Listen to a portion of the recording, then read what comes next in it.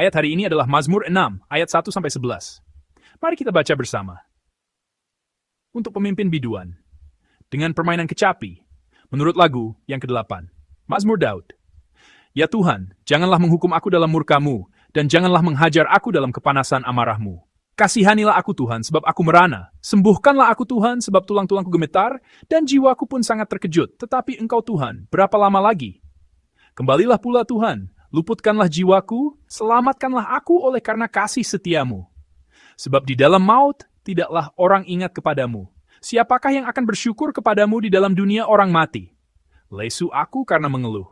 Setiap malam aku menggenangi tempat tidurku. Dengan air mataku aku membanjiri ranjangku.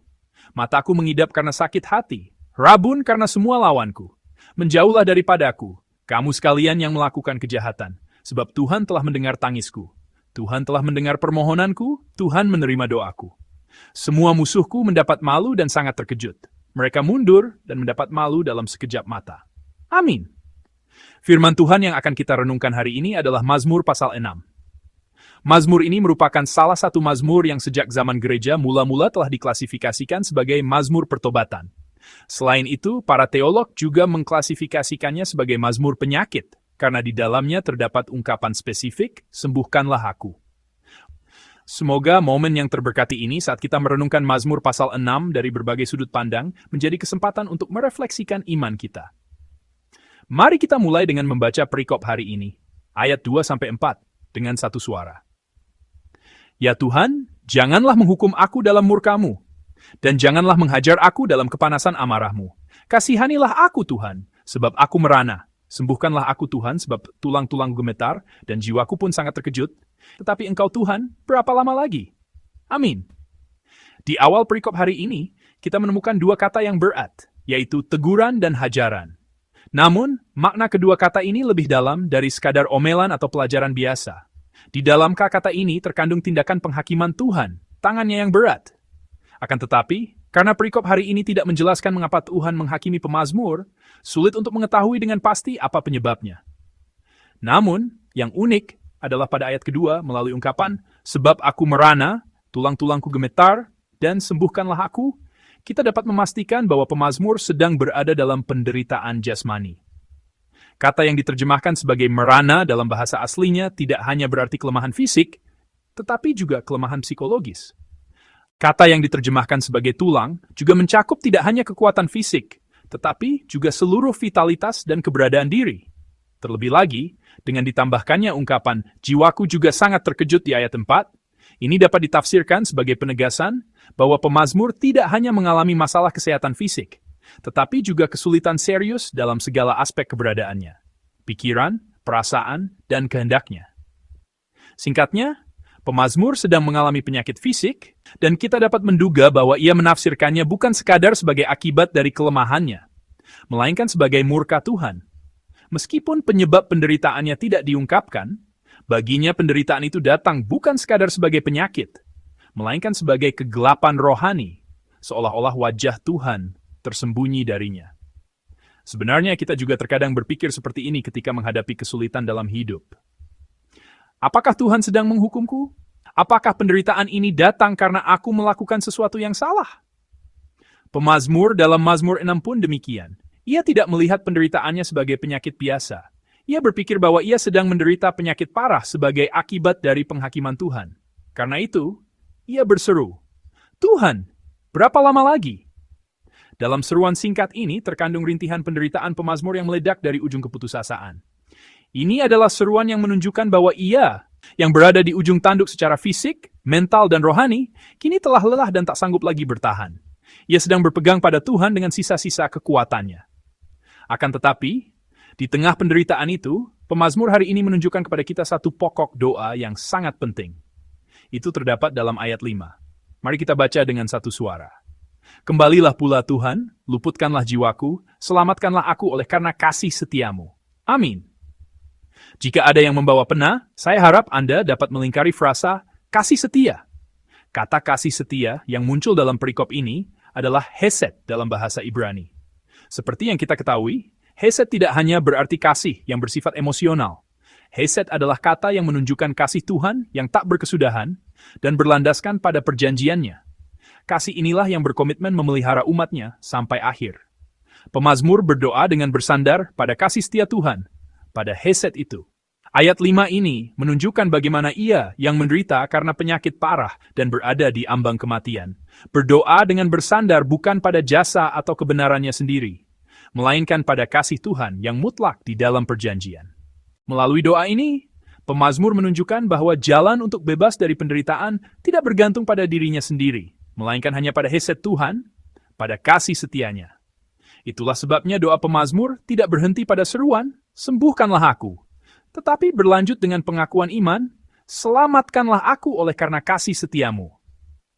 Doa yang bersandar pada hesed ini menunjukkan bahwa pemazmur, yang tadinya mempertanyakan alasan penderitaannya, kini mengalihkan pandangannya kepada sumber kasih sejati, yaitu Tuhan yang akan merawat dan menyembuhkannya. Meskipun ia masih letih lesu karena mengeluh, setiap malam membanjiri tempat tidurnya dengan air mata, dan berada di ambang maut serta dunia orang mati, ia tetap memohon agar Tuhan menyelamatkannya dengan bersandar pada kasih-Nya. Bagi pemazmur yang berdoa seperti itu, perubahan yang luar biasa pun terjadi. Hal ini terlihat pada ayat 9 sampai 11. Mari kita baca sekali lagi dengan satu suara. "Menjauhlah daripadaku, kamu sekalian yang melakukan kejahatan, sebab Tuhan telah mendengar tangisku, Tuhan telah mendengar permohonanku, Tuhan menerima doaku. Semua musuhku mendapat malu dan sangat terkejut. Mereka mundur dan mendapat malu dalam sekejap mata. Amin." Sungguh menakjubkan, pemazmur yang baru saja menghabiskan malam dengan air mata kini menyatakan keyakinannya dengan berani. Berbeda dari sebelumnya, ia memerintahkan para pelaku kejahatan yang telah mengejeknya untuk pergi.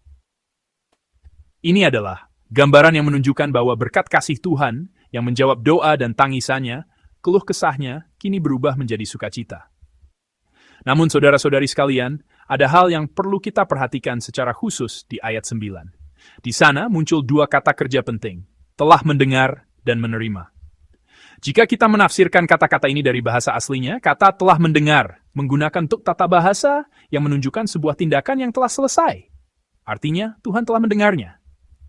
Akan tetapi, kata menerima setelahnya ditulis dalam tuk yang belum selesai. Apa artinya ini? Artinya, kata ini digunakan dalam bentuk tata bahasa yang menunjukkan tindakan di masa depan yang belum terjadi, tetapi pasti akan terjadi. Ini adalah sebuah pernyataan penuh keyakinan bahwa Tuhan akan menerima doanya, meskipun saat itu belum terjadi. Sederhananya, doa pemazmur belum sepenuhnya terwujud. Keadaannya belum berubah. Di dalam perikop ini tidak ada catatan bahwa penyakitnya telah sembuh atau situasinya telah membaik. Namun, ia menunjukkan keyakinan bahwa Tuhan telah mendengar, dan iman bahwa meskipun jawaban belum datang, Tuhan pasti akan mengabulkannya. Saudara-saudari yang terkasih, inilah yang disebut iman. Meskipun belum ada yang berubah, percaya bahwa Tuhan sedang bekerja. Meskipun kenyataan masih sama, memandang dengan hati yang telah diubahkan sambil mempercayai hesed Tuhan yang pasti akan menjawab. Pemazmur berada di dalam iman yang seperti itu. Oleh karena itu, iman kita juga harus seperti pemazmur ini. Iman yang melangkah maju dengan mempercayai janji Tuhan, bukan situasi dan keadaan. Iman yang percaya pada kasih Tuhan yang akan menjawab. Meskipun jawaban itu belum datang. Melalui Mazmur 6 hari ini, kita melihat satu fakta yang jelas. Pemazmur masih sakit, masih berurai air mata. Tetapi alasan ia bisa begitu yakin adalah karena ia memiliki iman bahwa kasih Tuhan, hesed itu, tertuju kepadanya. Iman bukanlah menyangkal kenyataan. Iman adalah memiliki mata untuk memandang Tuhan melampaui kenyataan. Itulah sebabnya pemazmur dapat mengaku, Tuhan telah mendengar tangisku, Tuhan telah mendengar permohonanku, Tuhan menerima doaku. Meskipun keadaannya masih sama, hatinya telah diperbarui. Perubahan yang terjadi padanya bukanlah hilangnya penderitaan, melainkan pemulihan rohani untuk dapat melihat wajah Tuhan kembali, bahkan di tengah penderitaan. Dalam hidup kita, masa-masa sulit seperti itu terkadang datang. Ada kalanya kita berseru, Tuhan berapa lama lagi? Namun, bahkan di tengah keluhan itu, hal yang harus kita ingat adalah, sama seperti pemazmur, kita juga harus berpegang teguh pada hesed Tuhan, kasih-Nya yang tidak berubah. Kasih itu bukanlah kasih yang diberikan saat kita merasa layak, melainkan kasih yang justru semakin nyata saat kita merasa hancur-hancur. Oleh karena itu, pada subuh ini, jika ada di antara Anda yang sedang bergumul dengan doa yang belum terjawab, saya berharap Anda dapat mengaku dengan iman, Tuhan, telah mendengar tangisku. Tidak apa-apa meskipun malam yang penuh air mata belum berakhir. Tuhan akan memperbarui hati kita melalui air mata itu. Dan melalui iman, Ia akan menuntun hidup kita menuju fajar. Meskipun tampaknya tidak ada yang berubah, jika ada satu hal yang telah berubah, itu adalah iman kita yang kembali memandang Tuhan. Saya berdoa agar kasih karunia dan damai sejahtera Tuhan menyertai hati Anda hari ini. Dan di atas segalanya, semoga hesed Tuhan, kasih-Nya yang kekal, mesrain darab dan andrai kerans fulhin sejati. Dalam itu Yesus memberkati.